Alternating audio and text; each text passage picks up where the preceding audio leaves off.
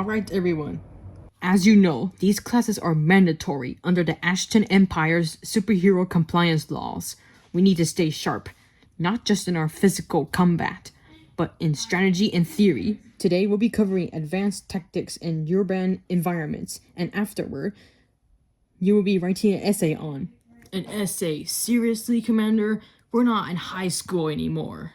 Yeah, isn't saving the world enough? Now we have to write about it too? Ugh. Maybe they're trying to teach us how to brag about our heroics and fancy words.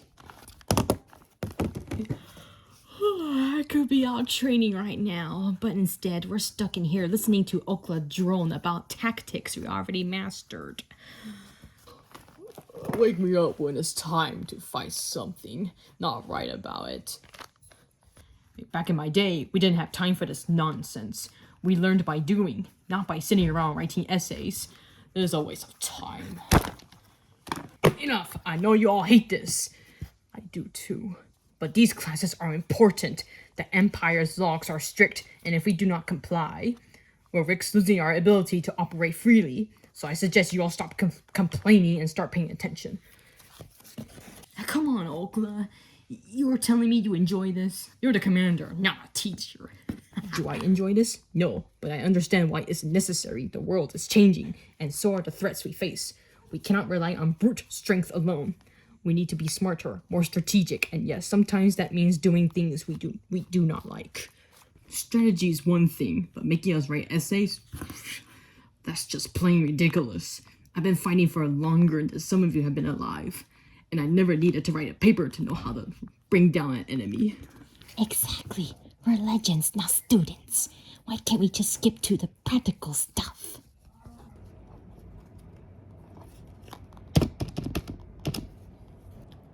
Hey Becky, remember when we took down that drone swarm last week?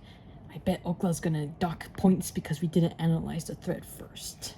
Oh, definitely. But hey, we took them out in record time. That's gotta count for something, right?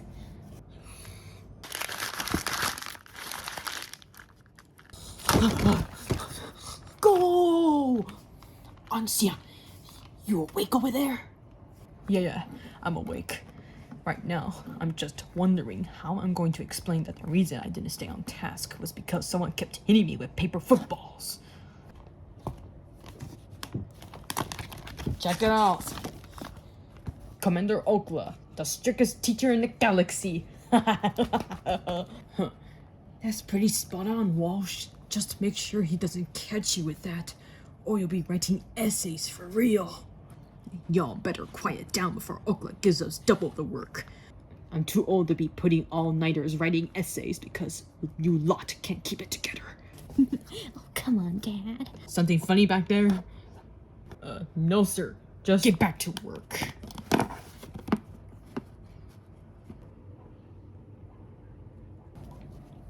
In other news today, the Superhuman Accountability Act is moving forward in a legislative process, with widespread support across several key government sectors.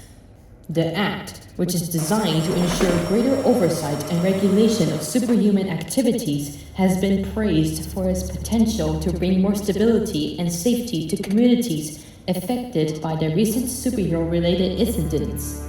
Officials from the Regiment of Order has emphasized that this legislation is a necessary step to protect the public while providing clear guidelines for those with superhuman abilities.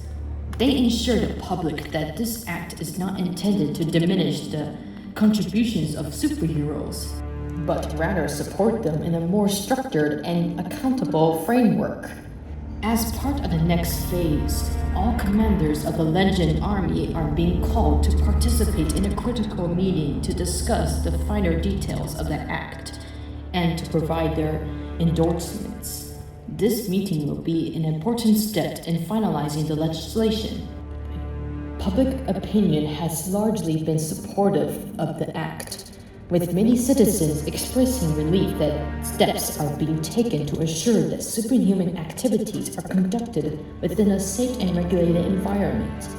The meeting of the Legend Commanders is scheduled for later this week, with the expectation that the act will receive full backing from all key stakeholders.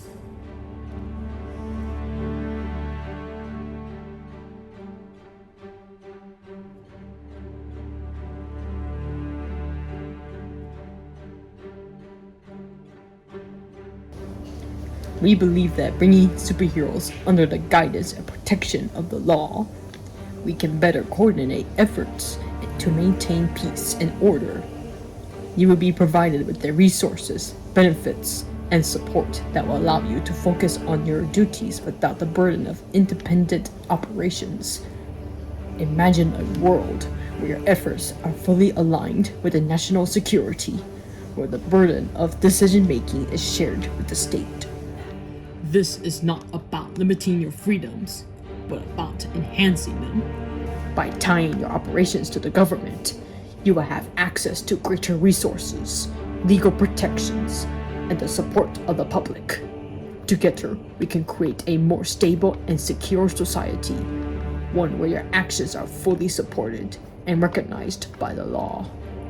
Now, I ask you leaders of the Legend Army to endorse this legislation.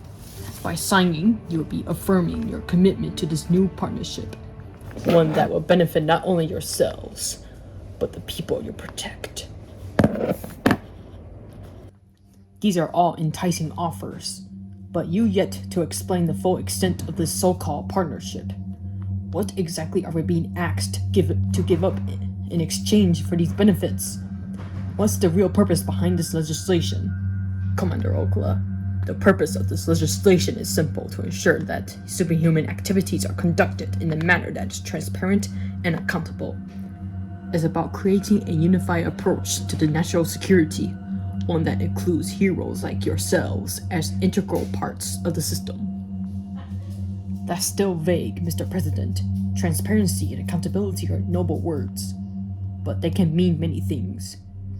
Are we being asked to secede our independence? To act only under government orders? What happens if we disagree with the state's decision? Are we expected to follow blindly, regardless of our own judgment? Commander Okla, this is not about blind obedience. It's about cooperation. The government needs to ensure that all superhuman actions are aligned with our border national interests. This legislation simply formalizes that cooperation, providing a framework within which we can all work together efficiently. And if we do not sign, then what? We will be labeled as enemies of the state, forced to operate outside the law. Refusing to sign would be a rejection of that unity, a stance that could have serious consequences, both for yourselves and for those you lead. It's not just a matter of policy, it's a matter of national security. By signing this, you are ensuring the safety and stability of our nation. You are leaders of the Legend Army, the protectors of our people. Surely you understand the weight of that responsibility. This act is more. This act is about more than just cooperation. It's about trust. Trust between your forces and the government that oversees the security of this nation. Refusing to sign will be seen as a lack of that trust. A dangerous signal in these uncertain times. We cannot afford disunity, especially among those who hold the power that you do.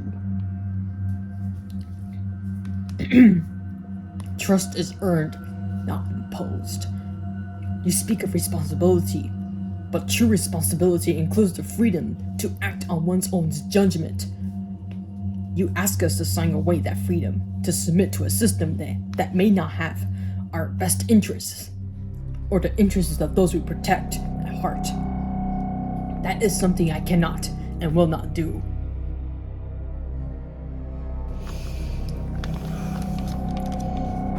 Commander Okla, you are risking a great deal by refusing to cooperate. The consequences of your non-compliance could be severe, not just for you, but for your entire army, to jeopardize the very people you claim to protect. We will not sign away our principles. There is nothing to reconsider. We will not sign.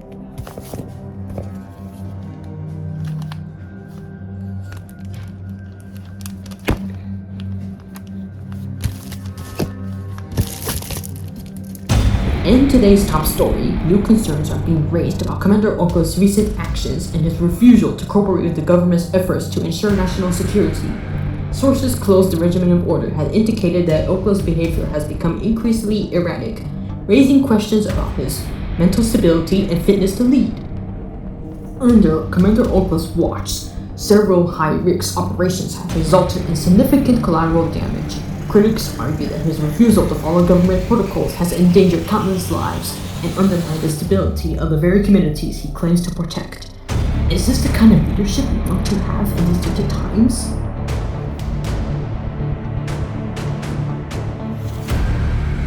Oko's decision to reject the Superhuman Accountability Act is not just a matter of principle. It's a reckless disregard for the safety of our nation by refusing to align with the government. He's essentially telling the public that he knows better than the elected officials tasked with keeping us safe. This kind of arrogance cannot be tolerated.